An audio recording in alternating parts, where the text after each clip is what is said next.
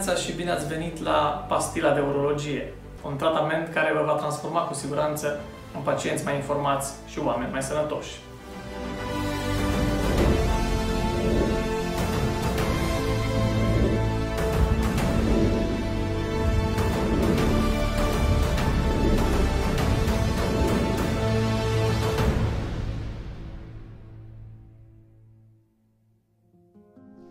Celebrul și totodată controversatul Marchis de Sade nota la un moment dat că sexul fără durere este ca mâncarea fără gust.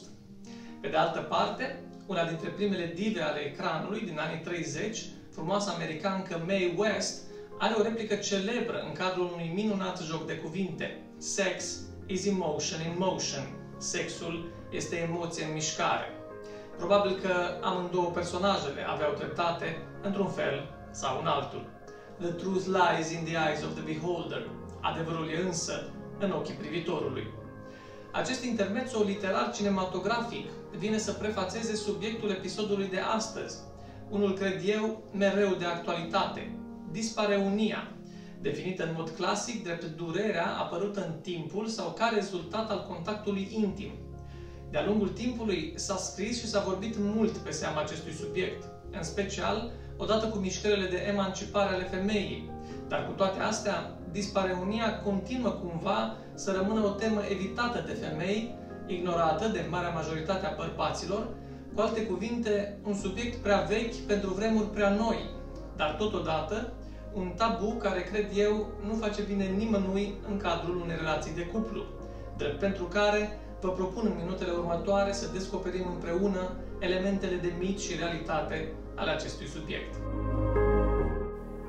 Din perspectivă epidemiologică, deși raportările sunt diferite, funcție de nivelul de educație al grupurilor luate în studiu, nivelul cultural-social al țărilor respective, precum și tipul de definiție utilizat, se apreciază că dispareunia afectează undeva la 45-60% dintre femei în decursul vieții, cu probabilitatea ca acest procent să fie chiar mai mare. Sub aspect etiologic, dispareunia apare direct relaționată cu agenezia vaginală, adică cu lipsa de dezvoltare intrauterină a vaginului, atrofia vaginală, sau cu alte cuvinte, scăderea calității țesutului vaginal și cu boala inflamatorie pelvină. De asemenea, această afecțiune se poate manifesta și secundar unei nașteri vaginale dificile, unor infecții genitale, bacteriene sau fungice, afecțiunilor dermatologice, precum eczeme sau infecția cu lichen plan, anumitor particularități de poziție ale uterului, precum uterul retrovers, formațiuni tumorale, ca de exemplu fibromul uterin sau chisturi ovariene mari, endometriozei, definită drept prezența de țesut endometrial uterin în zone atipice, iritațiilor sau reacțiilor alergice la produse de îngrijire intimă sau chiar subsidiar unor afecțiuni urologice, precum cistita, caruncula uretrală sau diferitelor forme de prolaps genital. Modificările locale induse de menopauză pot determina o vaginită atrofică, cu apariția secundară a dispareuniei. O categorie aparte o reprezintă femeile abuzate fizic sau emoțional, acolo unde dispareunia are în mod evident o componentă psihoemoțională.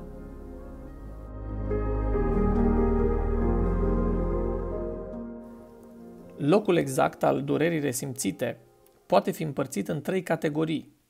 Dispareunia de intrare, când durerea este percepută la deschiderea introitului vaginal, dispareunia vaginală, durerea exercitată fiind localizată pe toată lungimea vaginului, și dispareunia profundă, atunci când senzația algică apare în cazul intromisiunii profunde a penisului.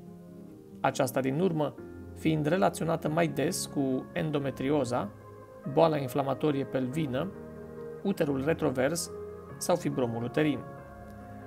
Din perspectivă simptomatică, durerea amintită anterior, în cele 3 variante de localizare, poate fi însoțită de o contractură violentă a musculaturii vaginale, cu îngustarea semnificativă secundară a calibrului vaginal, ceea ce poartă denumirea de vaginism. Lipsa apetitului sexual apare ca un element logic, generat de teama de durere, în timp ce, la femeile abuzate sau traumatizate, disconfortul emoțional, nervozitatea, teama de intimitate sau imaginea nefavorabilă asupra sinelui adaugă un plus de complexitate acestei afecțiuni. Femeile care suferă de această afecțiune ar trebui să aplice de principiu exact aceleași metode cu cele de prevenție ale cistitei, despre care am vorbit în episodul precedent. Urinarea după actul sexual, o igienă corectă a zonei intime, evitarea utilizării de pantaloni strâmți, dar și folosirea unei lenjerii intime de bună calitate, din materiale naturale, cu schimbări dese ale acestea pe parcursul zilei, în special în condiții de efort fizic intens, ar trebui să facă parte din arsenalul oricărei femei responsabile. Dispareunia este o afecțiune care, în afara terapiei oferite de medicul specialist, are nevoie însă de multă comunicare în cadrul cuplului, de tandrețea și afecțiunea partenerului, care, făcând apel la un preludiu prelungit, penetrări ușoare, stimularea clitorisului înainte de penetrare, utilizând poziții confortabile pentru parteneră, ca de exemplu cu partenera deasupra, și eventual un lubrifiant vaginal, își poate aduce aportul în mod semnificativ la rezolvarea acestei probleme extrem de delicate. Tratamentul dispareuniei face apel la tratarea cauzei declanșatorii. În cazul endometriozei, fibromului uterin sau chisturilor ovariene, intervenția chirurgicală de corecție poate rezolva durerea.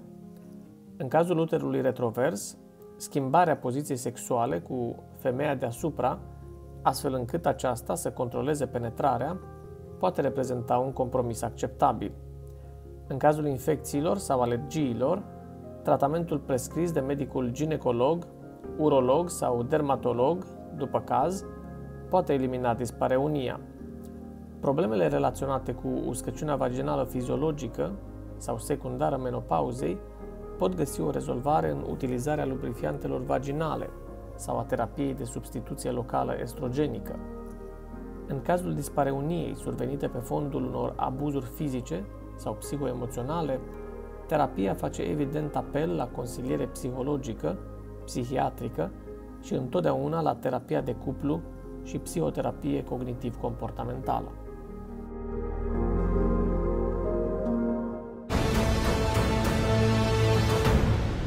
Există o formă particulară de dispareunie despre care literatura de specialitate vorbește puțin spre deloc, dar pe care practica medicală o relevă cu certitudine. Dispareunia pe care eu însumi o denumesc emoțională și pe care o întâlnesc nu în rare ocazii în cabinetul de urologie. Viața unui cuplu se schimbă, așa cum și viața omului se modifică. Arătăm și ne comportăm uneori fundamental diferit la 20 de ani comparativ cu vârsta de 50 de ani.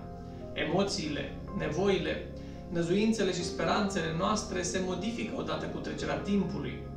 Chiar dacă cei doi parteneri locuiesc sub același acoperiș, aceasta nu înseamnă în mod natural că ei vor evolua similar sub aspect emoțional și sexual. Odată apărute aceste discordanțe, dispareunia emoțională poate fi unul dintre primele semne ale unor probleme de cuplu mult mai profunde. Odată exclusă o cauză organică sau funcțională de către medicul specialist, implicarea unui psiholog specializat în probleme psihosexuale poate fi de real ajutor în salvarea cuplului respectiv. În mod obligatoriu, emanciparea femeii trebuie să includă și emanciparea cuplului, ceea ce, la rândul ei, include în sine și emanciparea bărbatului. Până la întâlnirea noastră viitoare, nu uitați de tandrețe și comunicare în cadrul cuplului, dar nici de faptul că sănătatea, cu ajutorul prevenției, devine un lux accesibil oricui.